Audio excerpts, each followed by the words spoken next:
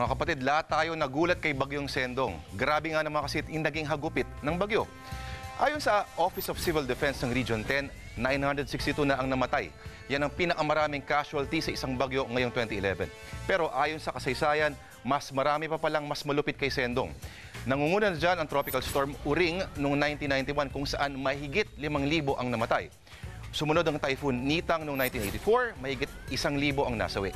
Pero humahabol na ito si Sendong sa mga bagyong Trix noong 1952 at Ami noong 1951 kung saan halos 1,000 ang nabiktima. Pero pagdating sa pinsala, nangunguna pa rin sila bagyong Pepeng at Ondoy noong 2009. 27 billion pesos sa pinsala ang kay Pepeng, 11 billion naman yung kay Ondoy. Sino nga ba makakalimot sa mga bagyong yan?